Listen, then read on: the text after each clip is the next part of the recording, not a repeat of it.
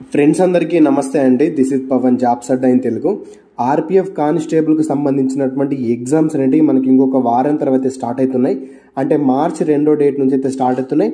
అయితే నాకు చాలా మంది ఒక కామెంట్ అయితే చేస్తున్నారు, బ్రో మాకు ఇక దీనికి సంబంధించినటువంటి ఎగ్జామ్ సిటీ అయితే కనిపిస్తుంది కానీ మాకు ఎగ్జామ్ సెంటర్ అనేది కనిపిస్తలేదు అని చెప్పి చాలా మంది అంటున్నారు. సో రెగ్యులర్గా మన ఛానల్ని ఫాలో అయ్యే వాళ్ళకు ఆ ఆన్సర్ తెలుసు దానికి.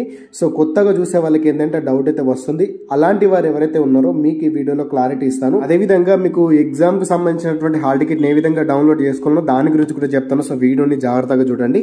నేను మీకు డిస్క్రిప్షన్లో లింక్ ఇచ్చాను. మీరు ఆ లింక్ మీద క్లిక్ చేయగానే మీకు ఈ రకంగా ఆర్పిఎఫ్కి సంబంధించినటువంటి పేజ్ అయితే కనిపిస్తుందండి. మీరు అక్కడ క్లిక్ చేయగానే దీనికి సంబంధించినటువంటి ఫుల్ ఇన్ఫర్మేషన్ అంతా ఉంటుంది. మీరు ఒకసారి లాస్ట్లోకి వెళ్ళారంటే దీనికి సంబంధించినటువంటి ఇంపార్టెంట్ లింక్స్ అని చెప్పేసి అయితే మీకు కనిపిస్తుంది.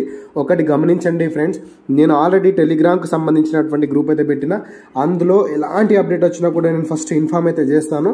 సో ఈ రోజు కూడా ఆర్పిఎఫ్ క్యాస్ట్కి సంబంధించినటువంటి ఒక అప్డేట్ అయితే వచ్చింది, అది కూడా నేను అందులో అయితే పెట్టాను. సో మీరు ఇంకా జాయిన్ అవ్వకపోతే ఇక్కడ జాయిన్ అవ్వ మీద క్లిక్ చేసి ప్రతి ఒక్క అప్డేట్ అయితే టెలిగ్రామ్లో అయితే జాయిన్ అవ్వండి. సో కొన్ని వీడియోస్ చేయని అని నేను టెలిగ్రామ్లో పెడతా కాబట్టి ఏ అప్డేట్ కూడా మిస్ అవుతుంది అనుకుంటే కంపల్సరీ మీరు టెలిగ్రామ్లో అయితే జాయిన్ అయితే అవ్వాలి. సో ఇక్కడ ఇంపార్టెంట్ లింక్స్ అని చెప్పేసి కనిపిస్తుంది కదా, ఇక్కడ కింద లాస్ట్లో చూసుకున్నట్లయితే ఆర్పిఎఫ్ కానిస్టేబుల్కి సంబంధించినటువంటి city exam admit card link అని చెప్పేసి అయితే ఉంటుంది. జాగ్రత్తగా చూసుకోండి. ఇక్కడ క్లిక్ హియర్ దగ్గర క్లిక్ చేయండి. మీరు ఇక్కడ క్లిక్ చేయగానే ఈ రకంగా మీకు సంబంధించినటువంటి లాగిన్ పోర్టల్ అయితే వస్తుంది. ఇక్కడ మీకు రిజిస్ట్రేషన్ నెంబరు, అదేవిధంగా మీ డేట్, మంత్, ఇయర్ ఎంటర్ చేసేసిన తర్వాత ఇక్కడ అనిపిస్తున్నటువంటి క్యాప్షన్ బాక్స్లో ఎంటర్ చేసేసి మీరు లాగిన్ అవ్వాల్సి అయితే ఉంటుంది. సో ఇది లాగిన్ అవ్వాల్సినటువంటి ప్రాసెస్. ఒకవేళ మీరు మీ యొక్క రిజిస్ట్రేషన్ నెంబర్ని మర్చిపోతే కనుక మీరు అప్లై చేసినప్పుడు మీకు ఇచ్చినటువంటి అప్లికేషన్ ఫామ్ ఉంటుంది, దాని మీద రిజిస్ట్రేషన్ నెంబర్ చూసుకోండి. లేదు అనుకుంటే మీరు డైరెక్ట్గా లాగిన్ అవ్వండి.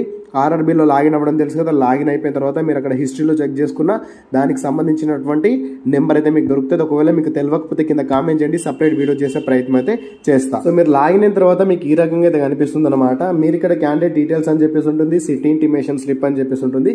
ఈ సిటీ ఇంటిమేషన్ స్లిప్ మీద క్లిక్ చేయగానే మీకు ఇక్కడ ఎవరైతే బీసీ వాళ్ళు అంటే ఓబీసీ వాళ్ళు ఉన్నారో, ఎవరైతే ఎకనామికల్లీ వీకర్ సెక్షన్ ఈడబ్ల్యూఎస్ వాళ్ళు ఉన్నారో, అదేవిధంగా యూఆర్ వాళ్ళు ఉన్నారో, మీ అందరికి కూడా మీకు ఎగ్జామ్ ఏ డేట్ నాడు ఉంది ఏంటి అని చెప్పేసి మీకు ఇక్కడ కనిపిస్తుంది. జాగ్రత్తగా వినండి. మీకు ఎగ్జామ్ ఏ డేట్ నాడు ఉంది, అదేవిధంగా ఏ సిటీలో ఉంది అని చెప్పేసి కనిపిస్తుంది.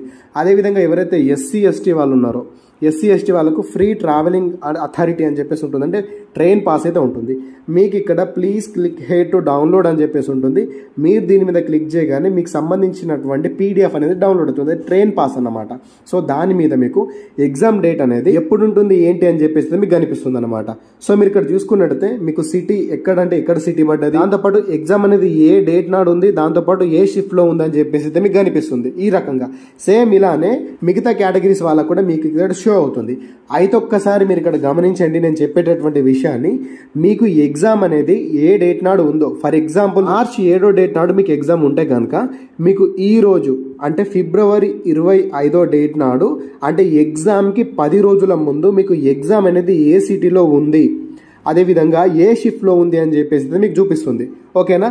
అదేవిధంగా మీకు ఎగ్జామ్కి 4 రోజుల ముందు అంటే మార్చి 4వ డేట్ నాడు అంటే ఎగ్జామ్కి 4 రోజుల ముందు మీ యొక్క అడ్మిట్ కార్డ్ అనేది డౌన్లోడ్ అవుతుంది, అంటే ఎగ్జామ్కి సంబంధించినటువంటి హాల్ టికెట్ అనేది డౌన్లోడ్ అవుతుంది.